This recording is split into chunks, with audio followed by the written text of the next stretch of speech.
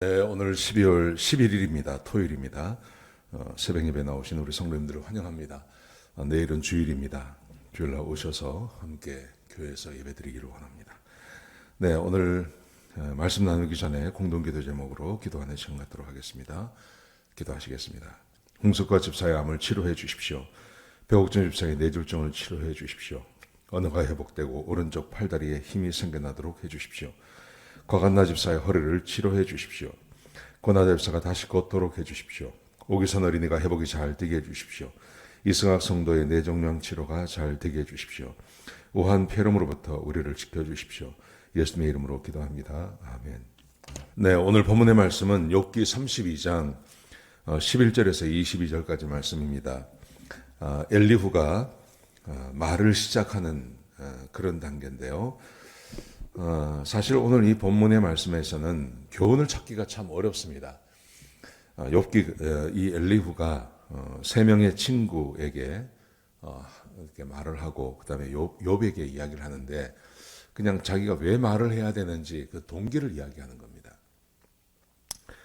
그래서 오늘 본문의 말씀을 가지고 우리가 어떤 교훈을 찾기는 참 어려운데 근데 이제 한 가지 교훈을 얻는다면 우리 마음 가운데 하나님에 대해서 또 하나님의 말씀에 대해서 이렇게 말을 할 수 있는 준비가 좀 돼 있어야 된다는 거죠. 어떤 의미가 있느냐 하면 요즘 세상에서는 한국도 그렇고 미국도 그렇고 전 세계적으로 교회가 조롱받고 하나님이 조롱받는 세상이 되어 있지 않습니까? 그런 세상에서 하나님에 대해서 또 교회에 대해서 이렇게 하나님의 말씀에 대해서 부정하고 하는 사람들에게 좀 하나님에 대해서 이렇게 말을 하고 변명을 하고 변명이라고 하는 변호를 하고 좀 이렇게 불타는 마음으로 그 사람들에게 좀 할 수 있는 그런 마음의 자세가 좀 필요하다는 교훈을 좀 얻을 수 있을 것 같습니다. 오늘 본문에 보시면 엘리후가 등장해서 이제 엘리후는 32장부터 37장까지 등장합니다. 그 이전에는 세 명의 사람이 있었죠. 엘리바스, 소발, 빌닷 이 세 명이 욥의 친구였습니다.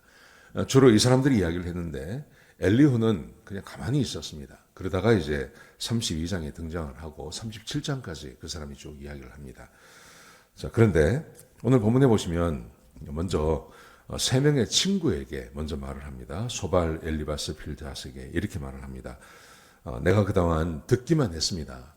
듣고만 있었습니다. 근데 자세히 들어보니 당신들이 욥을 말로 이기지 못할 것 같습니다.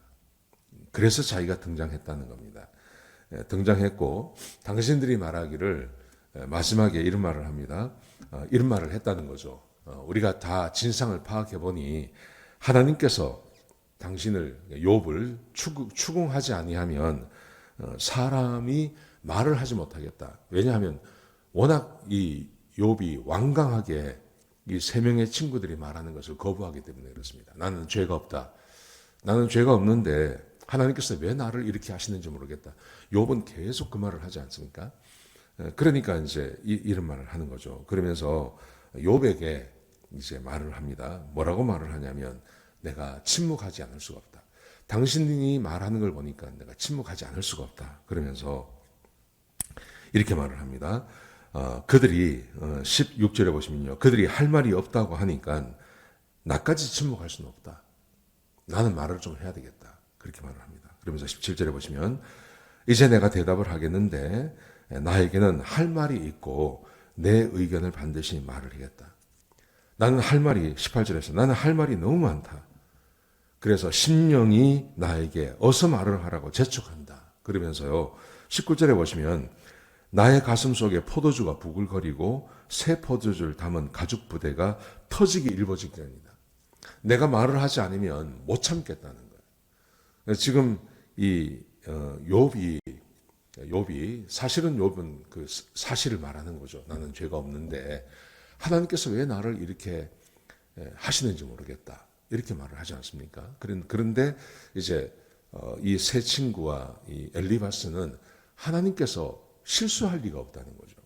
하나님이 실수할 리가 없고 하나님이 죄 없는 사람을 그렇게 하실 리가 없다. 사실은 두 사람 말이 다 맞는 겁니다. 욥도 말을 맞고 이 세 친구의 말이 맞는 겁니다. 근데 이제 서로 이제 이해를 못 하는 거죠. 왜냐하면 거기 사탄이 끼었으니까요.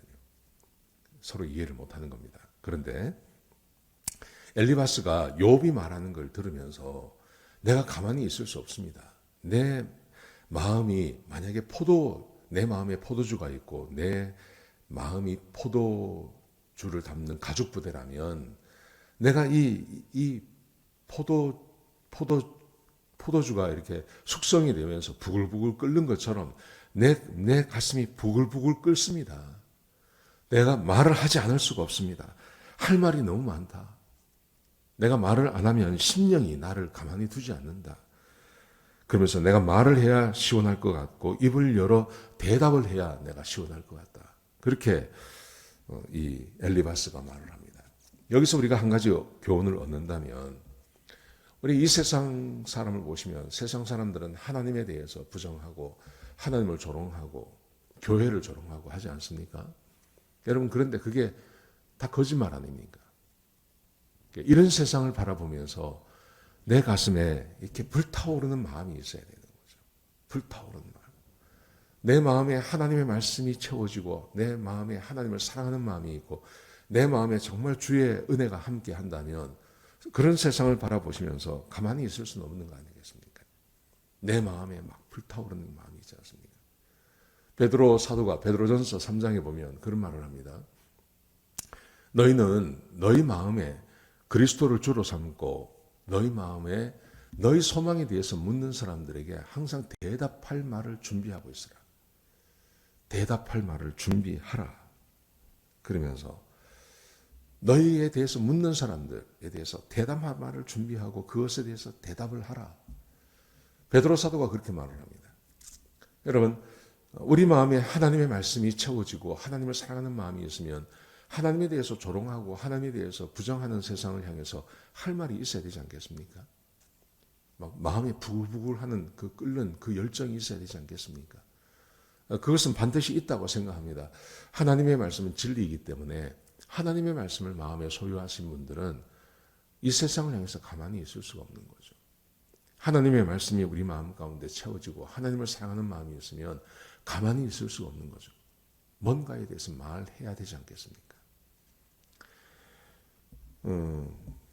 저는 그 목사로서 이제 이런 마음을 가질 때가 언제냐 하면 일주일 일주일이 더 되기도 하고요. 일주일 동안 주일날 설교 말씀을 준비를 합니다. 차근차근 준비하다가 보면 금요일이 되고 토요일 되면요. 마음에 벅참이 있어요.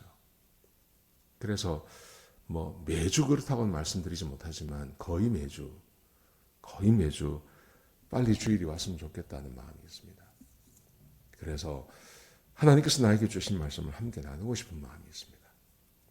그 마음이 부글부글 끓는 걸 제가 이해를 해요.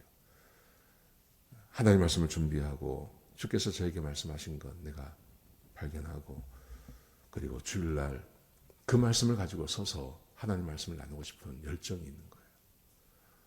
그렇습니다. 성경 공부하는 것도 마찬가지입니다. 요즘 제가 우리 성도들을 만나면 성경 공부하자고 자꾸 말을 하거든요. 제 마음 가운데 하나님의 말씀을 함께 나누고 싶은 열정이 있는 겁니다. 그래서 그렇게 하자고 이야기하는 겁니다. 우리 성도님들도 좀 그러셨으면 좋겠습니다. 하나님의 말씀이 마음에 채워지고 하나님의 사랑하는 마음이 생겨지면 하나님에 대해서 비방하고 하나님에 대해서 조롱하는 이 세상을 향해서 하고 싶은 말이 있지 않습니까? 목사는 그런 사람들 만나기가 쉽지가 않지만 여러분들은 아마 주변에 그런 분들을 많이 만나게 될 것입니다. 하나님의 말씀으로 마음이 딱 채워지면 할 말이 참 많아지는 거죠. 지금 엘리바스가 자기 생각에 욥이 하나님을 대적하고 하나님이 잘못됐다고 이야기하니까요. 그러니까 욥이 이 엘리바스가 가만히 있을 수가 없다. 내가 내 마음에 할 말이 너무 많고 내 마음에 심령이 나를 가만히 두지 아니하며 포도가죽 안에서 끓는 것처럼 내 마음에 막 끓어오른다. 이렇게 표현하고 있습니다. 사랑하는 성도 여러분, 오늘 이 말씀을 들으시고 여러분의 마음은 이 세상을 향해서 어떤지 한번 체크해 보시기 바랍니다.